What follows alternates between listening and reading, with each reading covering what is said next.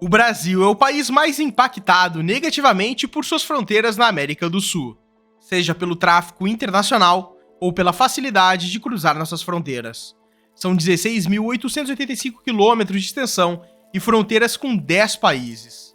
É por isso que vamos explorar cada quilômetro para entender qual é a dificuldade de controlar essas fronteiras. E tudo começa no ponto mais extremo ao sul do país, no Chuí, cidade dividida entre o Brasil e o Uruguai. Ali, apenas um posto de imigração da Polícia Rodoviária Federal controla a entrada de veículos e pessoas. No entanto, eu posso garantir que atravessar essa fronteira com ou sem mercadoria ilícita é extremamente fácil. Em 2023, eu mesmo, em uma viagem ao Chuí, usei a praia local, onde é permitido o tráfego de carros, para retornar ao Brasil sem nenhuma fiscalização. Qualquer pessoa poderia fazer o mesmo, carregando algo lícito, inclusive. Esse tipo de falha torna a região uma rota comum para o contrabando, que é muito presente no Rio Grande do Sul devido à proximidade com o Uruguai e as estradas paralelas sem vigilância, como é o caso de uma logo ao lado do Chuí, que dá acesso direto ao interior do Brasil.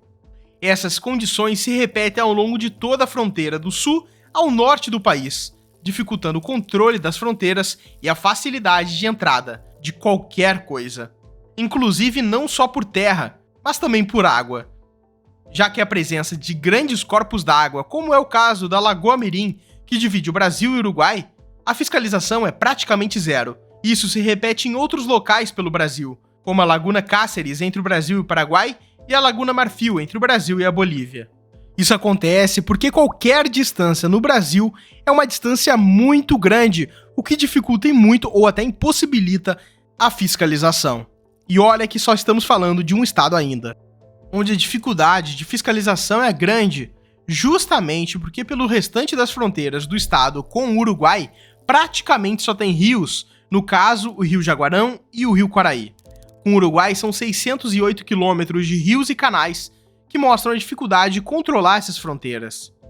E depois daqui, as fronteiras do Brasil com a Argentina aumentam ainda mais a dificuldade de fiscalização, porque aqui existe o Rio Uruguai e mais ao norte o Rio Iguaçu, tornando o Brasil alvo fácil para o contrabando, já que é praticamente impossível fiscalizar essas imensas regiões. E na verdade, as coisas ficam mais difíceis ainda, porque entre os rios estão as florestas da província argentina de Misiones, que tem grandes reservas de mata nativa e dificultam também a fiscalização. E aí, quando termina o Rio Iguaçu, começa o Rio Paraná, que separa justamente o estado do Paraná do Paraguai. E nesse estado, o foco da Polícia Rodoviária Federal é o contrabando e também o descaminho. Como é o caso do cigarro, por exemplo. Para você ter uma ideia, em um estudo feito em 2019 do Instituto Ético, cerca de 54% dos cigarros consumidos no Brasil eram de origem ilegal, com Foz do Iguaçu sendo uma das portas de entrada para isso. Isso acontece porque é mais lucrativo produzir cigarros no país vizinho para revender ilegalmente no Brasil, já que o cigarro no Brasil tem uma tributação de 80%. E aí é justamente por isso que Foz do Iguaçu é uma porta de entrada, com o Rio Paraná, que praticamente divide as fronteiras do Brasil e Paraguai, sendo o grande meio para esse transporte. E é provavelmente o rio fronteiriço mais vigiado do Brasil, com milhares de apreensões ocorrendo aqui todos os anos. Saindo daqui, a nossa próxima fronteira é no Mato Grosso, que apenas uma única rodovia conecta esse estado a outro país, no caso a Bolívia, através da BR-262. Esse é um dos motivos pelo qual o Mato Grosso do Sul não tem tanta fiscalização como seu vizinho Mato Grosso, já que além de não ter tantas outras rodovias que conectam, as suas fronteiras têm mais dificuldade de contrabando e tráfico internacional, já que são quase inteiramente divididas por florestas densas, o que dificulta a entrada de ilícitos, já que não há rios e uma vegetação ainda nativa divide o estado da Bolívia. É por isso que, de acordo com a Polícia Federal, as principais rotas para o tráfico internacional se dão pelo Mato Grosso em diante, que tem muito mais rodovias e é muito mais fácil realizar esse tipo de tráfico. Um aviso rápido, perceba que mudamos de contrabando para tráfico internacional, pois daqui para frente os crimes praticamente mudam. Se no sul o contrabando é mais comum pelas questões financeiras entre Uruguai, Paraguai e Argentina, do Mato Grosso para cima, o tráfico internacional aumenta pelas rotas de produção de ilícitos que existem entre Bolívia, Peru, Colômbia e Brasil. É estimado que anualmente 40 mil hectares de coca A planta base para a produção da mercadoria final, de cor branca, na qual eu não vou mencionar aqui pelas políticas da plataforma, são plantadas na Bolívia anualmente. Também é estimado 95 mil hectares no Peru e 230 mil na Colômbia, que é o principal produtor. Daqui da América do Sul, essa mercadoria ilícita tem que ser exportada para mercados mais lucrativos, sendo eles a Europa e a América do Norte. E quem exporta isso é justamente o Brasil. Portanto, esse tipo de produto ilícito tem que entrar no Brasil de alguma forma. E aqui continuamos a nossa rota, que vai do Mato Grosso até Roraima, que são os estados mais afetados. Por existirem muitas fazendas e zonas rurais no Mato Grosso, também existem muitas entradas paralelas de terra que são escolhidas para o tráfico, sendo além dessas de terra as principais a BR-174, a BR-364, a 070 e a 163. É justamente nesses locais que a Polícia Rodoviária Federal atua mais intensamente, com o objetivo de minimizar esse tipo de prática, sendo que o Mato Grosso é uma das principais portas de entrada. Esses ilícitos podem se espalhar por todo o Brasil ou ser exportado para o exterior, e o Mato Grosso é uma ótima maneira de fazer isso, pois várias rodovias transversais também começam naquele estado e se direcionam para a costa, onde justamente é o ponto de exportação, nos portos do Brasil. E para essas cargas ilícitas chegarem até os portos, geralmente são utilizadas carretas, que levam as mercadorias ilícitas escondidas direto na carga ou então escondidas direto na carreta.